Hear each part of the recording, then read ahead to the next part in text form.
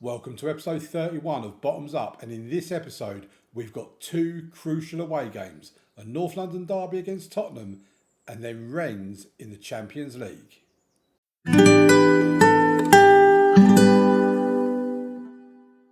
Happy Monday folks, hope you all had a lovely weekend. Let's get into the video. Please leave a like on the video and subscribe to the channel. Last time you was with us on Friday, we had the two games against Copenhagen and Newcastle United. Copenhagen away in the Champions League, obviously, and Newcastle United at home in the Premier League. Two very comfortable results in them games. 6-0 against Copenhagen, 6-1 against Newcastle. After that, we went and played West Brom in the Carabao Cup. And as normal for the Carabao Cup, we rotated our team quite heavily. We have Fiorota in goal, Palau, Franklin, Jusic, Nikolic, and so on and so on. You can see the team just there. We won 4-1. Bruno Silva, new wonder kid midfielder, getting a hat-trick, his first goals for the club, I believe. Alistair Bruce also getting on the score sheet. Nicolas Oviedo did pick up an injury in that game as well. Then we went on away from home in the Premier League against Reading and won 2-0 in that game. Back to a more full-strength looking team in that game. Then we had PSV in the Champions League, edged a 1-0 win thanks to an Alistair Bruce goal after 90 minutes. And there were some worries there that we were going to drop some points in this game. And with Rennes coming up, I knew that we really did need to pick up a positive result in this game. Then we played Nottingham Forest at home in the Premier League and back to business as usual, really. 4-0 win in that game. Forest, I believe, they're bottom of the table. Matteo Gallet getting a goal for us. I believe he came on as a substitute. I believe he did anyway. Escalada getting a couple of goals, one right at the end of the first half and then one in the 97th minute, both headers from corners, and Bukayo Saka getting on the score sheet as well. Just need to check this team here. Yeah, Gallet started the game for us actually and was taken off with an injury. If we have a look at the Premier League table, it means we are 1 point clear of Tottenham at the top of the league, so whoever wins today will be top of the table. If we draw, we stay top. Man City are in third on 26 points. Chelsea on 23 points. Norwich, the surprise candidates of the season, they're in 22 points. Man United in sixth on 20 points. And Crystal Palace picking up the last of the European places at the moment on 16 points. Liverpool and Newcastle just behind that. Nottingham Forest, yeah, bottom of the table. West Ham and Leeds in the relegation zone at the moment, but other clubs certainly in the mix for fighting relegation as it stands. Duchesne is top goal scorer for Crystal Palace in the Premier League. We have Shaquille Van Persie third in the average rating list for a 7.54. Pataka is joint top of the assist charts as well. Restes top of the clean sheets league, which he usually is, to be fair. If we look at our top goal scorer, it's Shaquille Van Persie with 7, and Duchesne obviously is top of that with 11. And then after that, you go down to Kenta Mahara with 5 goals, Ethan Nwaneri with 4. So let's get into the first of today's game. It is a North London derby. We're a 12:30 kickoff, which I think that usually means a TNT Sports game. So let's have a look at the team. We'll just bring it up to date on injuries as well. Matteo Gallet is out. He's got a twisted ankle. He's out for up to 12 days. Roger Giardini is out injured at the moment, returns to fitness in a day. We've got Oviedo back on the bench and Nwaneri is back in the starting lineup. And this is the team we go out against Tottenham with. Restes in goal, Chambers at left back, Pataka at right back, Escalada and Kayunda in the centre of defence, Bruno Silva and Thiago Silva in the centre of midfield, Van Persie and Nwaneri out wide with Mahara in behind Schmetz. Right, let's get into it. Mahara's not 100% fit, so he probably won't last the entire game, but hopefully he can have a positive impact while he does play. And Tottenham are a big and dangerous team at the moment. They have only won 2 of their last 5 games. There's 3 draws in that. Marcus Leonardo, I'm very familiar with from an offline save that I'd done back in the early days of FM24. For the last at least 2 seasons I've been aware of him. He's a really good player as well. And they've also got that Roble that plays for them that is pretty decent as well. Ashley Phillips is a good defender in this game. If you're starting a FM save, he's worth picking up if you can, because as you can see by the fact he's part of a title chasing Tottenham team now, he has got plenty of potential in this game. And yeah, with a corner, and Nick Jonas Schmetz with his 6th goal of the season. That was a thunderbolt of a header. Schmetz putting it in, Nwaneri with the corner. It was the near post in swinger that we do like. And that's a 1-0 lead at the Tottenham Hotspur Stadium. But here come Tottenham now, and they're going past everybody, but Restes makes the save. And it's that man Roble again, who I identified at the beginning of the game as being a potential danger man. They're playing a 4-3-3 formation, Tottenham, which is a formation we come up against pretty frequently in the Premier League, I have to admit. And it looks like we're going to go in at half-time with a 1-0 lead. Pretty happy with that half altogether. I don't really want to say this. Matches between close footballs are often settled by fine margins. Keep working hard. There you go. That sounds about right. I do get a bit cautious of whether about keep saying the same things. Mahara, as you see, is looking quite tired at the moment. Let me know how you feel about team talks as well. Do you feel they make a difference in Football Manager? Do you feel they perhaps are not as effective as they could be? Warren Zaire-Emery, we could bring on Bukayo Saka and then move him there with Nwaneri in the middle.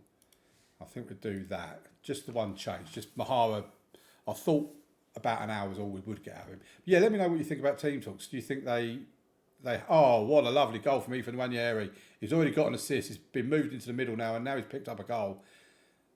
Yeah, do you think they are as effective as they could be? I mean, like these shouts, for example, I rarely use the shouts, as you've probably noticed yourself.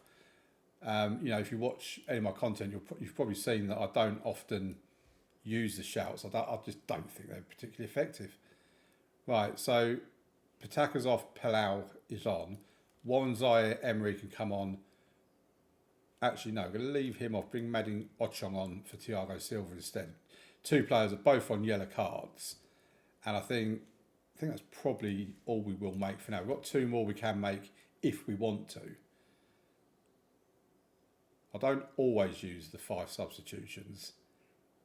Although there probably is an argument that you should use them. It's part of rotating your squad.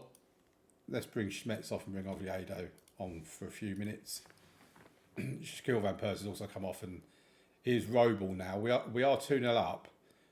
I'd like to not concede, and we haven't conceded. Restes with a save. Looks like it was going wide anyway. But this has actually been a pretty comfortable afternoon. I mean, looking at the stats, there's not a great deal in it. You could even say that Tottenham have probably been the slightly better team. But we've just been clinical. We had 2 shots on target. We scored them both. Nwaneri is probably going to be man of the match. I say probably. Yeah, I think he is man of the match.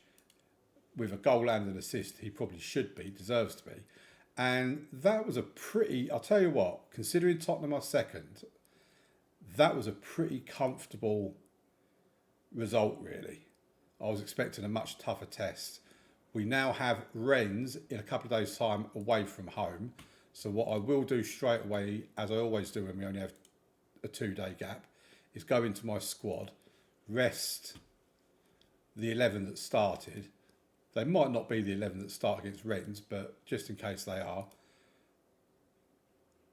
And there has been a lot of interest from Inter in Schmetz, and we have got the transfer window coming up in just over a month. So I will see you for the game against Rennes. Welcome back for the game against Rennes. We are away from home, of course. We have made one change to the team, and that is Thiago Silva's come out, Mading Ochong has come in, Restes in goal, Chambers left back, Pataka right back, Escalade and Kayunda in the centre of defence, Bruno Silva and Ochong in the centre of midfield, with Van Persie, Nwaneri out wide, and Mahara in behind Nick Jonas Schmetz.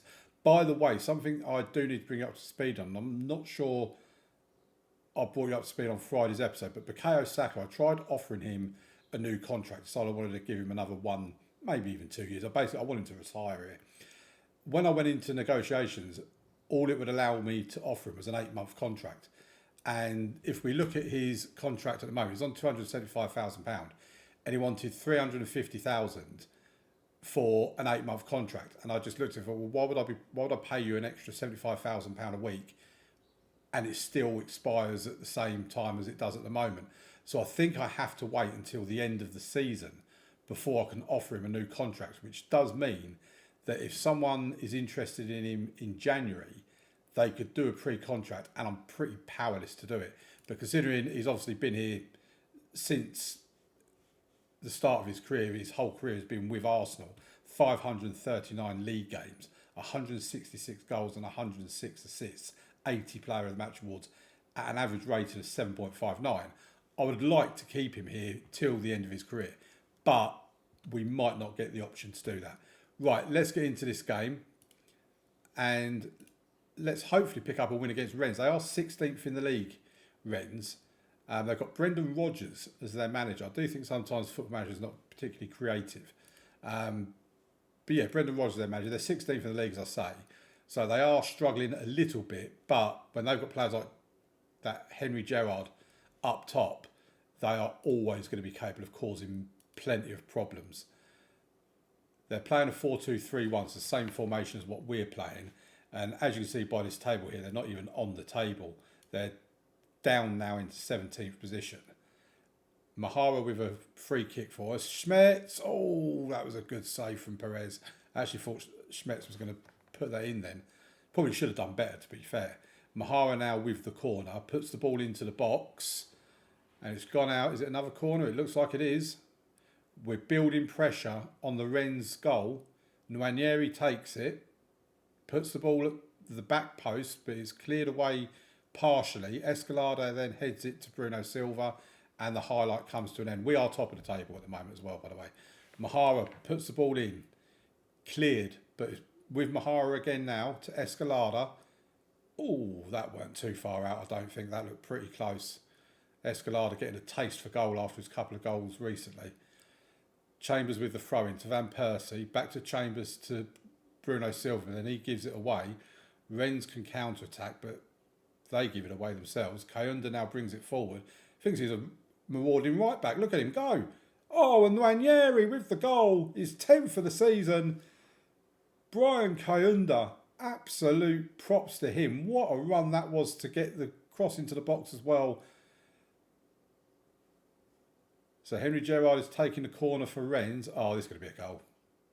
There you go. Whenever that type of corner happens, 9 times out of 10, it results in a goal. The referee has got his finger in his ear roll. I don't think they're going to disallow it. Oh, they have. Oh, okay, fair enough.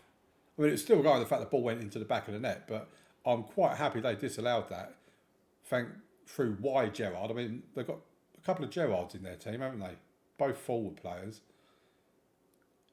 So just past the half an hour mark. I mean, we have been the dominant team in this match in terms of shots on target and XG.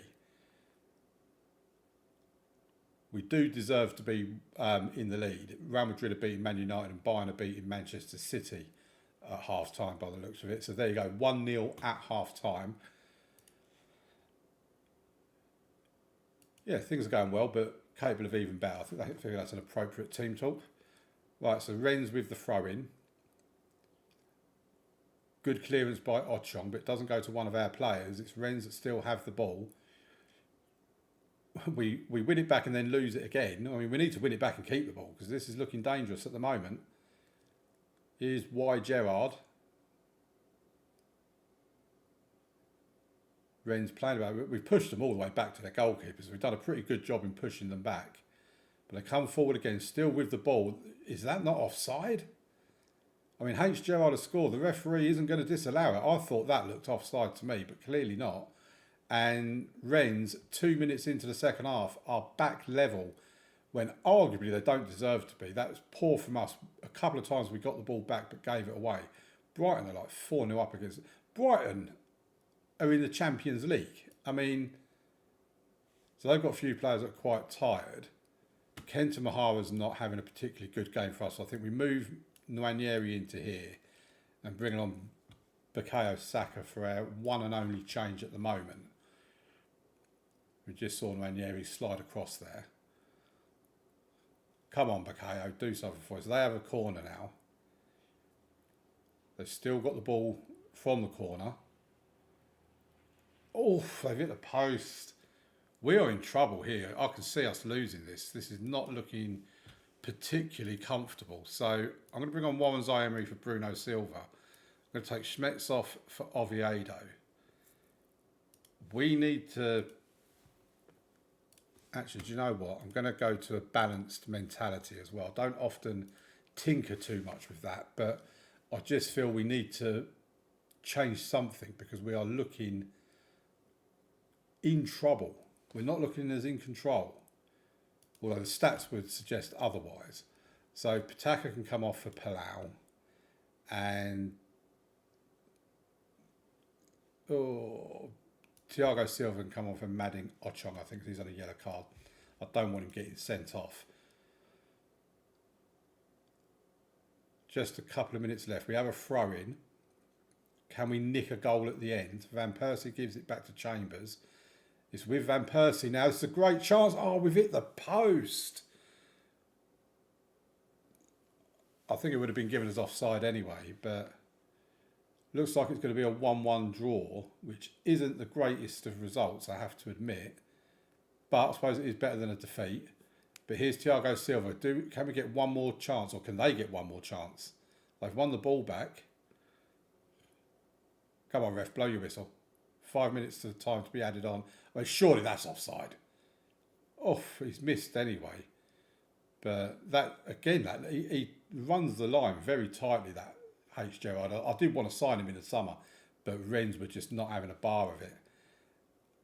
And it's finished 1-1 away from home against Rennes. Who have we got around us that's got a game in hand? Inter, who can move up to 13 points. Then you go down to Barcelona, who could go on to 12. So we're pretty much set for where we are at the moment, but we don't want it to get too congested. Okay, we'll take a 1-1 draw. It's better than, like I said, better than a defeat. So in tomorrow's episode, we're going to come back for the Carabao Cup quarter-final against Colchester. Obviously, anyone that's been watching this series most of the way through will know that Club 2 was with Colchester, and it is an away game. We are going back to the JobServe Community Stadium. I have to put that in a video, I really do. So we'll play United, Wolves, Brentford, Feyenoord off camera. We'll probably come back for Liverpool against Liverpool and Colchester, or it'll be Colchester and Chelsea. One of them, either Liverpool or Chelsea, will be in the episode. And that will be tomorrow's video. One other thing I will show you as well is finances. We're £35 million for balance overall, and dynamics, very good managerial support, excellent club atmosphere, very good club cohesion. We'll have a quick look at this. Yeah, Pataka's a bit knackered. Who have we got next? We've got Man United. I forgot to rest people, so I will rest players for a couple of days.